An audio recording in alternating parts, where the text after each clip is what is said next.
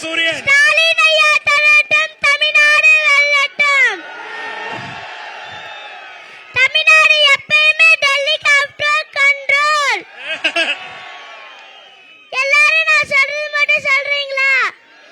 நம்ம தான் ஜெயிப்போம், நம்ம மட்டும் தான் ஜெயிப்போம். நம்ம தான் ஜெயிப்போம், நம்ம மட்டும் தான் ஜெயிப்போம். வாக்களிங்கள் உதயசூரியனுக்கு. நன்றி, வணக்கம்.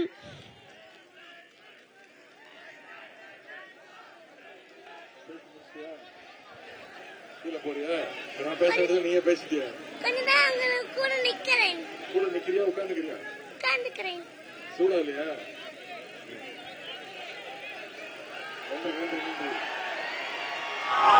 பேசுறது கேக்குதா? வரலையா? மைக் இது வயர் வரலையா? மைக் கொடுங்க. ஆமாமா, இருமா ஏமா வெயில் பாவமா ஏற்கனவே ஹவுஸ்ஃபுல்மா, இடம் இல்ல. எல்லாம் நல்லா இருக்கீங்களா? நல்லா இருக்கீங்களா? நல்லா வசதியா நேரில் இருக்கீங்களா? நல்லா இருக்கீங்களா? வலுவில் சிறப்பான எழுச்சியான அன்பான வரவேற்பு கொடுத்திருக்கக்கூடியவங்க அத்தனை பேருக்கும் முதல்ல என்னுடைய நன்றியை நான் தெரிவிச்சுக்கிறேன். வருகின்ற சட்டமன்ற தேர்தலில் நம்முடைய உடுமலைப்பேட்டை தொகுதியில் அருமை சகோதரர் திரு ஜெயக்குமார் அவர்களுக்கும், நம்முடைய பொள்ளாச்சி தொகுதியில் நம்முடைய வெற்றி வேட்பாளர் கொங்கு மக்கள் தேசிய கட்சியுடைய வெற்றி வேட்பாளர் அண்ணன் திரு நித்யானந்தம் அவர்களுக்கு உதயசூரியன் சின்னத்திலையும் வாக்கு கேட்டு உங்களை எல்லாம் தேடி வந்திருக்கிறேன். கடந்த 16 நாட்களா ஒவ்வொரு சட்டம் கீழே போயிருங்க, கீழே போயிருங்க, கீழே போயிருங்க, பாத்து பாத்து இருக்கு. பொண்ணு கூட்டிட்டு பின்னாடி வராங்க.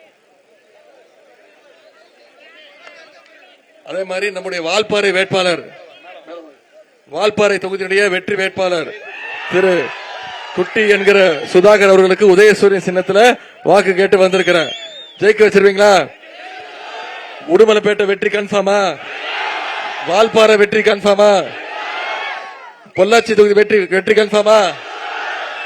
முதல்ல இந்த நிகழ்ச்சி அவ்வளவு சிறப்பாக ஏற்பாடு செஞ்சிருக்கக்கூடிய நம்முடைய காங்கேயம் சட்டமன்ற தொகுதியுடைய வெற்றி வேட்பாளர் அண்ணன் கழக துணை பொதுச் செயலாளர் அண்ணன் மூப்பே சாமிநாதன் அவர்களுக்கும், மண்டல பொறுப்பாளர் அண்ணன் சக்கரபாணி, மாவட்ட கழக செயலாளர் அண்ணன் பத்மநாபன், நாடாளுமன்ற உறுப்பினர் திரு ஈஸ்வரசாமி, அண்ணன் திப்பம்பட்டி ஆறுசாமி, அண்ணன் திரு கு சண்முக சுந்தரம், தொகுதி பார்வையாளர் இளைஞரணி அமைப்பாளர், மாவட்ட இளைஞரணி மாநில துணை செயலாளர் இன்பா ரகு, டாக்டர் மகேந்திரன், மாவட்ட கழக நிர்வாகிகள் முபாரக் அலி, சக்திவேல், ராதிகா இளங்கோவன், முருகானந்தா, செயற்குழு உறுப்பினர் திரு ஷாம் பிரசாத், பொதுக்குழு உறுப்பினர் பர்வத வர்தினி, ஒன்றிய பேரூர் கழக செயலாளர்கள் திரு காணியப்பன், கதிர்வேல், கமலக்கண்ணன், MS முரளி, கவிதாகிரி, ஆறுசாமி, கே காளிமுத்து, அகத்தூர் சாமி, மாவட்ட இளைஞரணி துணை அமைப்பாளர் திரு கவியரசு, இளைஞரணி உள்ளிட்ட அனைத்து சார்பணிகளை சேர்ந்த நிர்வாகிகளுக்கும், நம்முடைய மதச்சார்பற்ற முற்போக்கு கூட்டணி கட்சியை சேர்ந்த நிர்வாகிகளுக்கும், இங்க வந்திருக்கக்கூடிய எனது தாய்மார்கள், அக்காக்களும், தங்கைகளுக்கும், பாட்டிகளுக்கும், சகோதரிகளுக்கும் அத்தனை பேருக்கும், முத்தமிழர் கலைஞருடைய உயிரினும் மேலான அன்பு உடன்பிறப்புகள் அத்தனை பேருக்கும் முதல்ல என்னுடைய நன்றியை நான் தெரிவிச்சுக்கிறேன். இன்னைக்கு காலையிலிருந்து திருப்பூர் மாவட்டம் முழுக்க ஒவ்வொரு தொகுதியா போய் வாக்காளர்கள் உங்களை எல்லாம் சந்திச்சு வாக்கு கேட்டுட்டு வந்துட்டு இருக்கேன். திருப்பூர்ல நுழைஞ்சோடனே ஒரு புது உற்சாகமும் புது எழுச்சியும் என்னால பார்க்க முடியுது. இந்த புது எழுச்சி உற்சாகம் தான் நிச்சயம் வர்ற சட்டமன்ற தேர்தலில் இந்த திருப்பூர் மாவட்டம் முழுக்க நம்முடைய திராவிட முன்னேற்ற கழகம் திருப்பூர் மாவட்டம் திமுகவோட கோட்டைங்கிறத இந்த தேர்தலில் நிரூபிச்சு காட்டுவோம். செஞ்சு காட்டுவோமா? இந்த திருப்பூர் மாவட்டம் தொழிலாளர்கள் நிறைஞ்ச மாவட்டம், தொழில் நிறுவனங்கள் அதிகமா இருக்கக்கூடிய மாவட்டம். இந்த மாவட்டத்திற்கு என்ன முக்கியம்? உழைப்புக்கும் தொழில் வளர்ச்சிக்கும் இந்த மாவட்டம் இன்னைக்கு தமிழ்நாட்டுக்கு எடுத்துக்காட்டா இருக்கக்கூடிய மாவட்டம் இந்த திருப்பூர் மாவட்டம். இந்த திருப்பூர் மாவட்டத்துடைய வளர்ச்சி அடுத்த கட்டத்துக்கு போகணும்னா, சங்கிகளை மீண்டும் உள்ள விட்டோம்னா இந்த திருப்பூர் மாவட்டத்தை வளர்ச்சி அடைய விட மாட்டாங்க. இந்த மாவட்டம் வளரணும்னா மீண்டும் நம்முடைய திராவிட மாடல் அரசு, நம்முடைய முதலமைச்சர் தான் மீண்டும் முதலமைச்சரா வரணும். செஞ்சு காட்டுவோமா? தொழில் வளர்ச்சி அதிகரிக்கணும்னா, தொழிலாளர்களுடைய நலன் அதிகமா இருக்கணும்னா, பாதுகாக்கப்படணும்னா அது திமுகவால மட்டும்தான் முடியும். இதை உணர்ந்து இன்னைக்கு திருப்பூர் மாவட்ட மக்கள் நீங்க வர்ற சட்டமன்ற தேர்தலில் நம்முடைய உதயசூரியன் சின்னத்திற்கு வாக்களிச்சு இந்த 3 சட்டமன்றத்திலையும் ஜெயிக்க வைக்கணும். செய்வீங்களா? நம்முடைய உடுமலைப்பேட்டை வேட்பாளர் திரு ஜெயக்குமார் அவர்களே உங்க அத்தனை பேருக்கும் தெரியும், ஏற்கனவே அறிமுகமானவர் தான் சகோதரர் ஜெயக்குமார். நல்ல ஒரு ஆற்றல் மிக்க துடிப்பான ஒரு இளைஞர். மக்களுடைய சேவை தான் முக்கியம்னு தொடர்ந்து மக்கள் சேவையிலேயே ஈடுபடக்கூடியவர். ஒன்னே ஒன்னு யோசிச்சுக்கோங்க, வெறும் தேர்தல் மட்டும் வந்து உங்களை சந்திக்கக்கூடியவர் கிடையாது நம்முடைய ஜெயக்குமார் அவர்கள். எப்பொழுதுமே உங்களோடு இருக்கக்கூடியவர். மக்கள் பணிதான் முக்கியம்னு உங்க குடும்பத்தில் ஒருத்தரா இருக்கக்கூடியவர் தான் சகோதரர் திரு ஜெயக்குமார் அவர்கள். ஏற்கனவே நகராட்சி கவுன்சிலராக சிறப்பான மக்கள் பணியை ஆற்றிக்கொண்டு வருகின்றார். அவருடைய பணிகளை பார்த்து இன்னைக்கு தலைவர் அவர்கள் இந்த வாய்ப்பை கொடுத்திருக்கிறாங்க. எனக்கு என்ன இன்னும் கூடுதல் பெருமைனா, நான் இளைஞரணியினுடைய செயலாளர் திரு ஜெயக்குமார் அவர்கள் இன்னைக்கு திருப்பூர் தெற்கு மாவட்ட கழகத்துடைய இளைஞரணி அமைப்பாளராக சிறப்பாக செயல்படக்கூடியவர் திரு ஜெயக்குமார் அவர்கள். என்னோட அடிக்கடி தொடர்புல வருவார். எப்படியும் ஒரு வாரத்துக்கு ஒரு முறை நாங்க பாத்துப்போம். என்ன வந்து பாப்பாரு. வந்து ஒரு முறை பார்க்கும் போதும் இந்த திருப்பூர் இந்த ஆம்புலன்ஸ் வழி விட்டுருங்க.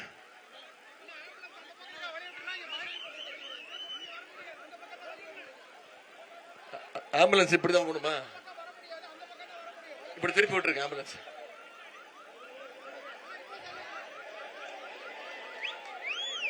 இல்ல அந்த பக்கம் போறாரு.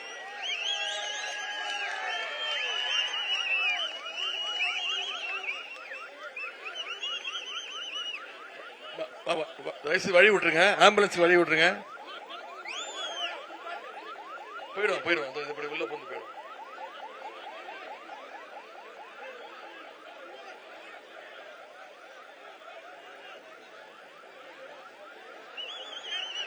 இருக்கட்டும்.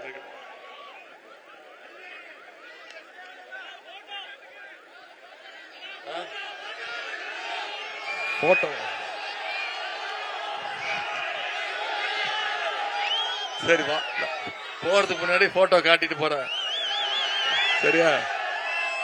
என்ன போட்டோ?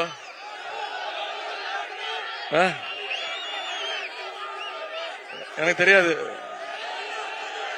என்கிட்ட அந்த போட்டோ இல்ல. சரி, நான் பேசி முடிச்சுட்டு போறதுக்கு முன்னாடி நிச்சயம் போட்டோ காட்டுறேன். நீங்க சரி, நான் போட்டோ காட்டுறேன். நீங்க எல்லாம் எனக்கு ஒரு உறுதிமொழி கொடுங்க. வெற்றி நிச்சயமா? உடுமலைப்பேட்டை வெற்றி நிச்சயமா? ஜெயக்குமார் வெற்றி நிச்சயமா? வால்பாறை வெற்றி நிச்சயமா? திரு சுதாகர் வெற்றி நிச்சயமா? அதே மாதிரி நம்முடைய பொள்ளாச்சி வேட்பாளர் நித்யானந்தா அவர் வெற்றி நிச்சயமா? சரி, 23ஆம் தேதி தேர்தல். இன்னைக்கு என்ன தேதி? 17. இன்னும் நம்முடைய கைகள்ல 6 நாட்கள் இருக்கு. நீங்க வந்திருக்கக்கூடிய நீங்க அத்தனை பேரும் ஒவ்வொரு வீடா போங்க, ஒவ்வொரு தெருவா போங்க, ஒவ்வொரு வாக்காளரை சந்திச்சு நம்முடைய திட்டங்களை பத்தி சொல்லுங்க. நம்முடைய தலைவர் முதலமைச்சர் போட்ட முதல் கையெழுத்து 2021 நம்ம கொடுத்த வாக்குறுதி, மகளிருக்கு கட்டணமில்லா பேருந்து திட்டம் பண்ணுவோம்னு சொன்ன பண்ணி கொடுத்தோமா? இன்னைக்கு மகளிர் ஒவ்வொருத்தரும் மாசம் 900 வரைக்கும் இந்த மகளிர் கட்டணமில்லா பேருந்து திட்டத்துல சேமிக்கிறாங்க.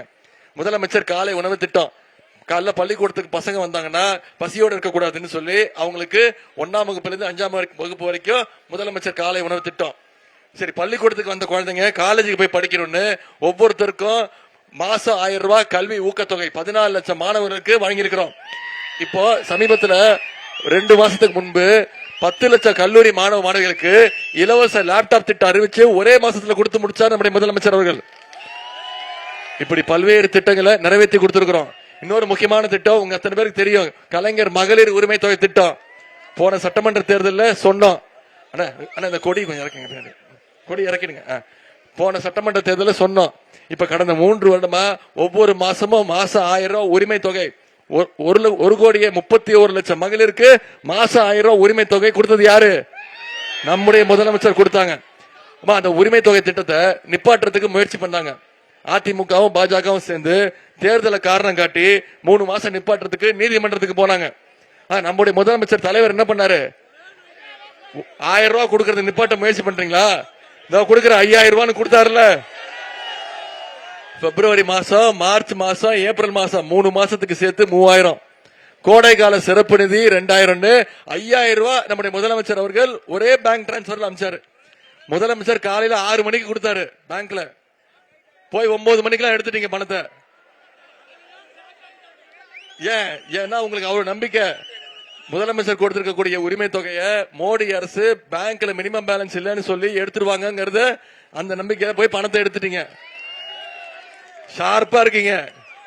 மகளிர் இதே மாதிரி ஷார்ப்பா 23ஆம் தேதி வாக்குச்சாவடிக்கு போய் இந்த 3 தொகுதிகளையும் நம்முடைய உதயசூரியன் சின்னத்துக்கு நம்முடைய வெற்றி வேட்பாளர்கள் வாக்களிச்சு இந்த 3 தொகுதியிலையும் இந்த முறை உதயசூரியன் மிகப்பெரிய வெற்றி அடைஞ்சாங்கிற அந்த செய்தியோட வரணும். செய்வீங்களா? இந்த முறை நம்முடைய முதலமைச்சர் வாக்குறுதியும் கொடுத்திருக்கிறோம். என்ன வாக்குறுதி?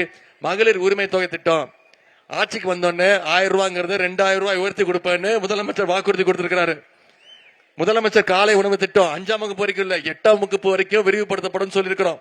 கல்வி ஊக்கத்தொகை 1000 ரூபாய் 1500 உயர்த்தப்படும் சொல்லியிருக்கிறோம். ஓஏபி முதியோர் உதவித்தொகை 1200 இல்ல 2000 ரூபாய் உயர்த்தி கொடுப்போம்னு நம்முடைய முதலமைச்சர் வாக்குறுதி கொடுத்திருக்கிறாரு. இது எல்லாத்தை விட முக்கியம், உங்களுக்கு தெரியும், ஆட்சிக்கு வந்தோடனே நம்முடைய முதலமைச்சர் அவர்கள் அனைத்து மகளுடைய கைகளிலையும் 8000 ரூபாய் நம்முடைய முதலமைச்சர் அவர்கள் ஒப்படைச்சிருவாங்க. மகளிர் நீங்களே முடிவு பண்ணிக்கோங்க முதலமைச்சர். உங்க வீட்டுக்கு என்ன மின்சாதன பொருட்கள் தேவைங்கிறத மகளிரே அவங்க வீட்டுல அவங்களே முடிவு பண்ணிக்கிட்டோம். டிவியா, பிரிட்ஜா, மிக்சியா, குக்கரா எது வேணுமோ அதை நீங்களே முடிவு பண்ணி வாங்கிக்கலான்னு முதலமைச்சர் சொல்லிட்டார். இதெல்லாம் இந்த திட்டத்தெல்லாம் நிறைவேற்றணும்னா, இந்த வாக்குறுதியெல்லாம் காப்பாற்றணும்னா வர்ற 23ஆம் தேதி உதயசூரிய சின்னத்துல வாக்களிச்சு அதிகமான வாக்கு வித்தியாசம் ஜெயிக்க வைங்க. ஒன்னே ஒண்ணு மட்டும் ஞாபகம் வச்சுக்கோங்க. சரி, ஒன்னே ஒண்ணு மட்டும் ஞாபகம் வச்சுக்கோமா. நம்ம முதலமைச்சர் அவர்கள் திரும்ப திரும்ப சொல்றது ஒண்ணுதான். இந்த சட்டமன்ற தேர்தல் டெல்லி அணி வெர்சஸ் தமிழ்நாடு அணி. டெல்லி அணியை எதிர்த்து நாம நிக்கிறோம். டெல்லி அணியை நம்ம தோக்கடிச்சு ஆகணும். யோசிச்சு பாருங்க, கடந்த 5 வருஷமா நம்ம இவ்வளவு திட்டங்கள் செஞ்சிருக்கிறோமே, இதுக்கு ஒன்றிய பாஜக அரசு ஏதாவது உதவி இருக்கா? மோடி இப்ப வராருல, தேர்தல் அறிவிச்சோன்னே வாரம் வராருல, தமிழ்நாட்டுக்கான நிதி வந்திருக்கா? தமிழ்நாட்டுக்கு திட்டங்கள் வந்திருக்கா? எந்த திட்டமும் வரல. போன பட்ஜெட்ல தமிழ்நாட்டுக்கு எந்த திட்டமும் இல்ல. போன பட்ஜெட்ல தமிழ்நாடுங்கிற பேரே இல்ல. இப்படி தொடர்ந்து தமிழ்நாட்டை பழி வாங்குற ஒன்றிய பாஜக அரச இந்த தேர்தல்ல நாம பழி வாங்க வேண்டும். பழி வாங்குவோமா? இதெல்லாம் யார் தட்டி கேட்கிறோம்? நம்ம முதலமைச்சர் தட்டி கேட்கிறாங்க, நாம கட்டி கேட்கிறோம். ஆனா எதிர்கட்சி தலைவர் தட்டி கேட்கிறாரா? இப்பதான் வரீங்க பாயிண்ட்டுக்கு. நீங்க மொரட்டு பக்தர்கள் பார்த்திருப்பீங்க, மொரட்டு தொண்டர்கள் கேள்விப்பட்டிருப்பீங்க. ஆனா ஒரு மொரட்டு அடிமையை பார்த்திருக்கீங்களா? இதத்தாமா நான் கேட்டேன். காட்டுறேன்.